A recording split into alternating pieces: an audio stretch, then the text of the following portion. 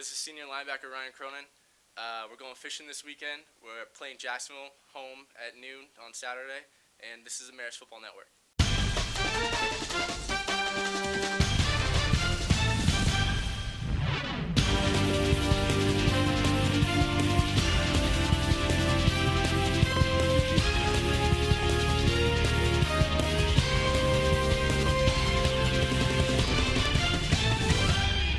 Hello, everyone, and welcome to the Mariners Football Network's pregame show for this weekend's game against the Jacksonville Dolphins. Matt Suter and Phil Torino join me at the desk today. Amanda will be joining us later for the keys to the game, and Rachel, of course, is behind the cameras for this week. My name is Mike Quinn. This week in studio, we have an interview with Scott Rumsey, and then we will also be having an interview with tight end Anthony Calcagni and safety Brandon Kicklighter. Also, Ryan Cronin will be joining us in studio today for an interview to talk about the defense. Amanda will be joining us with keys to the game and also all the top-notch analysis that comes from the Mariners Football Network. Now let's talk about this weekend where Mariners took on Georgetown. They suffered a loss, 52-28. Tommy Riley started the game surprisingly and threw for 305 yards, but he also gave up 3 picks. Let's send it to our interview with Coach Rumsey. Phil sat down with him in the McCann Center this week. I'm joined now by Mariners defensive coordinator Scott Rumsey. Coach, thanks so much for slotting us in on a busy Tuesday. Sure, no problem, anytime. And I was hoping you could take us through the stages of the game as the Georgetown game developed this past Saturday. I think the first thing that they did to us, Phil, is they came out with a very, very up-tempo offense. We knew they were no huddle, but they really went with a higher tempo offense than I think we were prepared for, than we expected. They were snapping the ball with only 5 to 10 seconds gone on the play clock, which is very, very quick, and we got flustered in some of our pressure package, and I think that was an issue early on in the game. I think as we look at it, we have some calls in that are automatic calls, so to speak, and we probably should have got to those a little quicker instead of continuing to look to the sideline and trying to get pressure calls and things like that. So I think as we face another no-huddle team in Jacksonville, we'll really try to make sure that if it's at all questionable, we'll get into our fast calls at that point. All right, Phil, thank you for that interview. What did you really take away from what Coach Rumsey had to say for this weekend against Georgetown, this past weekend? I think the Hoyas had 5 players rushing for 279 yards. That's clearly a recipe for disaster when you mix in Mariners' 4 turnovers. Coach Rumsey pointed out simply the size of the Georgetown offensive line. This is a Patriot League squad. While we mentioned last week to all our viewers out there that the schemes that the Georgetown would run were sort of vanilla and that they weren't extremely intricate like a lot of the PFL teams opt to run, they're certainly very big.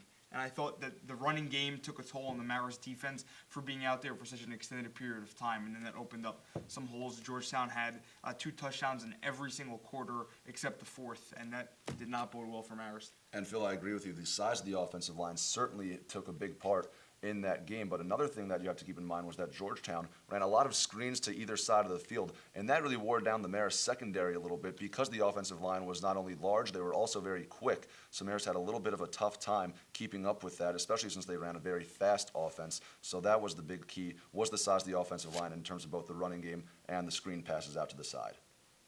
All right, guys, this weekend the Red Foxes will be taking on the Dolphins from Jacksonville, and it's going to be this Saturday. Kickoff is set for noon at Tenney Stadium. Jacksonville is coming off a win over Campbell, 57-21, and their quarterback, Josh McGregor, threw for 378 yards in this win and got the Pioneer Football League Offensive Player of the Week. Now let's go to Coach Rumsey again and see what he thinks about this weekend against Jacksonville. We really looked at it yesterday, and we felt there were 6 good offensive weapons that they have that we really have to focus on and try to eliminate or at least keep in control during the course of the game. They can just go in so many different avenues where most people can do 1 player or 2 players at most. They have a lot of different weapons, and Josh McGregor makes great decisions with the football back there. There's nothing you're going to show him that he hasn't seen before. Schematically, because they have so much speed on the field, they really will stretch you vertically, and when you got to stay over the top of those guys, they're able to dump the ball down underneath to some of these tight end guys, and they have great route combinations. The staff really does a good job with kind of giving every play more than one option to be successful. Even their run game can be an outside run play, but they've got it set up so that there's a great cutback lane for JJ or the other back to take at any time. And the same thing in the passing game. They hit you on many different levels. They'll not only stretch you horizontally with their formation, but then they'll stretch you vertically with their route combination and run some underneath crossing stuff as well. Phil, thanks again for talking to Coach Rumsey. Now let's talk about this weekend's game against the Dolphins. What's the number one thing the Red Foxes have to focus on in practice this week? Well, I think, Mike, if you take a look back to 2009, the Jacksonville University Dolphins were primed to capture their second Pioneer Football League title in 3 years. They made that trip to Poughkeepsie back on October 10th of that year, ended up losing the game 31-27 in the final minutes, of the fourth quarter. The Marist College Red Foxes here, if they hold on to the football and not try to do too much, it sounds so very simple. They can absolutely capture this ball game just like they did back in 2009. This is a squad with a much different composure. But I think really, if they play their game, have a bit better success rushing the football, they could be in business. And you just touched on it right at the end there. Rushing the football, that's something Marist has to do well this week. This Jacksonville squad gives up 275 rushing yards per game. Marist only averages around 50. So if Marist can get the running game going, keep the ball in their hands, make sure that they control time of possession, that is huge for Marist heading into this week with Jacksonville. All right, guys, let's get a player's perspective and go to that interview with Brandon Kicklighter and Anthony Calcagni that Phil had down at the McCann Center. That Patriot League team, Georgetown, that game is in the books now. Moving forward to a league opponent, what mentality are the two of you and the rest of the team taking heading into this contest? I know me personally, what I'm trying to take into it, I'm trying to establish in everybody's mind that Jacksonville is good, but they can be beat. They were the greatest team in the conference my sophomore year and Calcagni's freshman year. The coaches are using the word perseverance, and I think it's a perfect word. We just got to keep our heads up. And if we just work on the small stuff, we'll be fine. Yeah, we beat the Dolphins. They can be beat. Like, that's the thing. Like, last year they put up big points against us, but then again, we weren't the team we are now. So what I just want everybody to know is that they can be beat. They've been beat before. They're not undefeated. They're not the New England Patriots. They're not a scholarship team. We're not a scholarship team. Right. They're in the same conference. We're in the same conference. So all I want everybody to know is that they can be beat. It's as simple as that. They're a team just like we're a team. They came up here 2 years ago expecting to dominate, and we beat them. So last year they had a grudge. So now this year we have a grudge to beat them, and that's what we're going to do. They're coming to Marist this time. Yeah, they're coming to Marist. We beat them last time at Marist. Welcome back to the Marist Football Network. We would now like to welcome to the show senior linebacker Ryan Cronin. Ryan, what's the atmosphere been like in practice this week? You're coming off a tough loss to Georgetown. Now you're going up against a tough team like Jacksonville. What's practice been like? We're pretty hungry. We feel like we should at least be 3-1 right now. Obviously it's we lost some key players this past week. Jacksonville is going to be a tough team. Every year they're at the top of our conference. They always seem to crack the top 25 in the nation actually. And we're playing fast this week. We're practicing real hard. The tempo is real good. So hopefully it'll work out on Saturday. And you mentioned playing fast. I'm curious about the linebacking core itself, you and the other guys that play there, Mike Hageman as well, a few other guys. This is a different composure of that unit than back in 2009 during your sophomore year when you played Jacksonville. That was a team that had Nick Andre and Kevin Foley on it. A bigger linebacking core, but not necessarily quicker. Obviously Nick Andre and Kevin Foley, they were two great players here. I feel like this year with our linebacking core and the whole defense overall, we're a lot faster. Our defensive speed is pretty good. Every play you see a bunch of guys run to the ball. With a team like Jacksonville, how fast they are, having good team defensive speed is definitely beneficial. So, we'll see. You mentioned that Jacksonville, usually top of the conference, a nationally ranked team. They're coming in with a 12-game winning streak in the PFL. How does that affect you? Does that fuel the team a little bit more because they have that target on their back? You're gunning for Jacksonville. They're always at the top of the league. People don't realize back in 2009 we were 1-3 when we played them and beat them actually at home. So if we win in all three aspects of the game, in special teams, offense, defense, we have a shot. So we'll see how it goes. We just got to put it all together. What type of adjustments are you able to make week to week, working with the other players and the coaching staff? We're just a few days removed from the Georgetown loss where they were very successful on the ground. Does it work where you target one area that maybe Marist struggled in and try to improve on that? We try not to move away from the defense we put in during the summer, But we do make adjustments, with our pressure game. Obviously, you can tell we pressure almost every play, we really try to go after them. You said that you bring pressure almost every single play. Jacksonville has an elite quarterback in Josh McGregor. He's 10th all-time in the FCS with 97 touchdown passes. How do you key in on a guy like Josh McGregor? McGregor, yeah, he's obviously a great quarterback. I think he's been starting since his sophomore year there. He's a Walter Payton candidate. You really, like the coaches say, you really can't do anything to fool him. Can you tell, like, when you play at Jacksonville or even a Dayton a few weeks removed, that these teams, like, have very intricate schemes on offense? Yeah, but it's nothing that we don't see during the week, during film and practice, you know. I mean, we're prepared for all these plays that we're seeing, you know.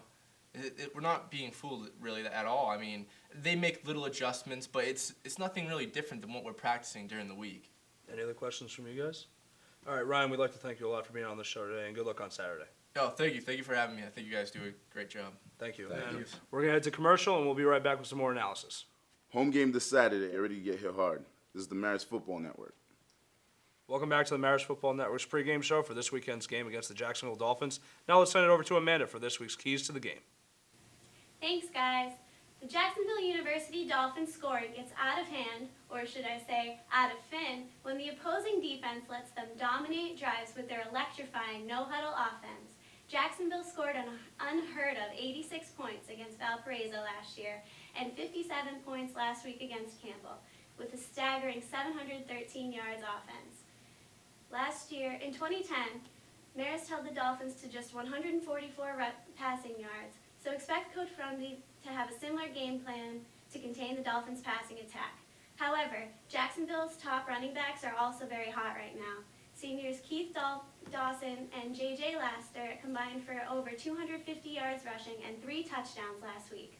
Marist has had trouble containing these two in the past, so it'll be up to senior captain David Toriola to round up the defensive line and reel those guys in. As far as the Marist offense goes, there were a lot of plays last week in which Tommy Riley aimed for a receiver and he almost caught it.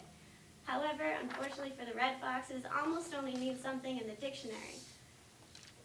Granted, it's hard to find consistency when your leader changes from week to week, but regardless of who's starting, it's time to depend on tight end Anthony Calcagney, who is already ranked second on the team in receptions. At 6'5", Calcagney has the ability to make a difference in tight situations, especially on third down, which will be crucial for keeping the ball away from the Dolphins' offense.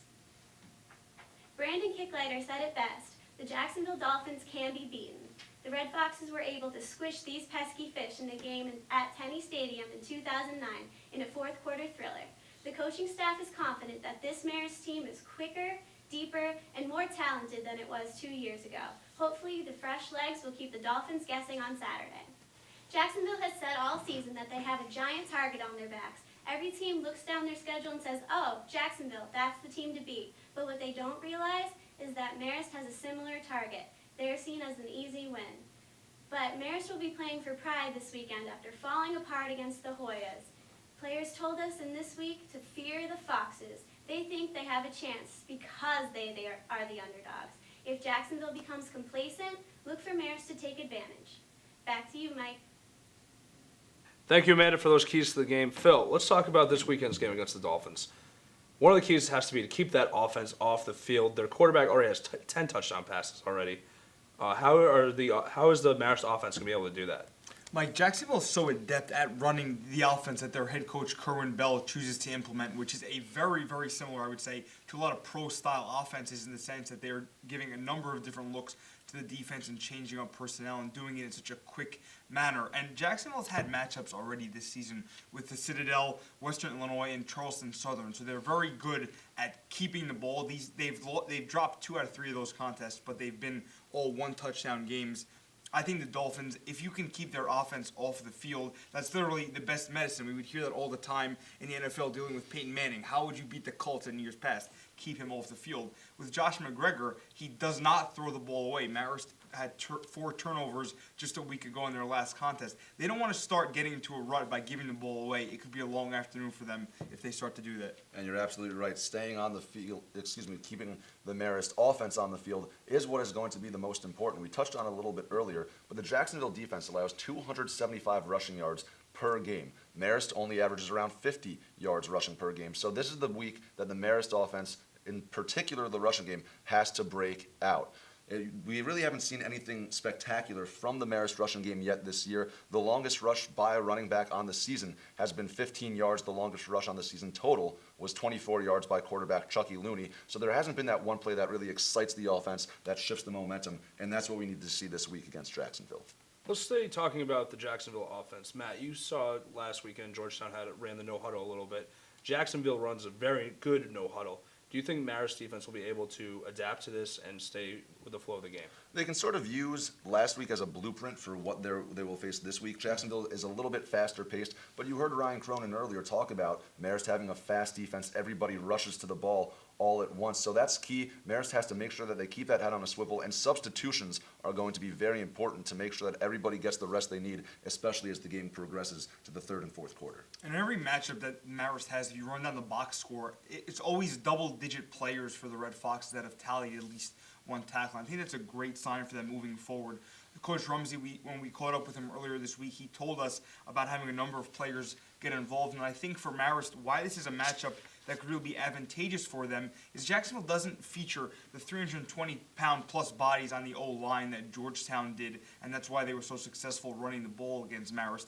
The Red Foxes are suited to playing a quicker type of getting around this turf at Tenney Stadium. So I think the matchup really could suit them well, as long as they stay organized. One thing I was talking about with Mike Ferraro last weekend in the press box was that Marist was having a tough time on third down conversions. The defense was allowing a lot of them. They allowed 7 last week for Georgetown to convert 7 times on third down. What is the defense going to have to do this weekend? Because that's going to be crucial for getting the Jacksonville defense off the field and getting our offense back on.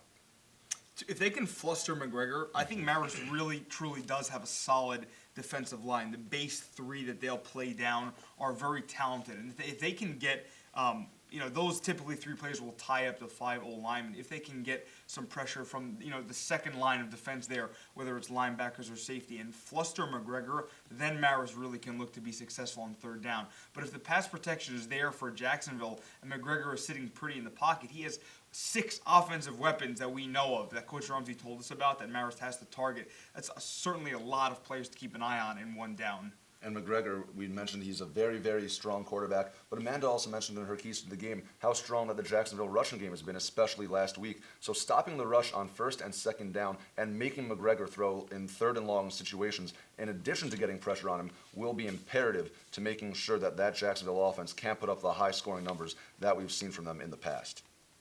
Now, we heard Ryan say earlier in his interview that Marist likes to bring a little bit of pressure on every play.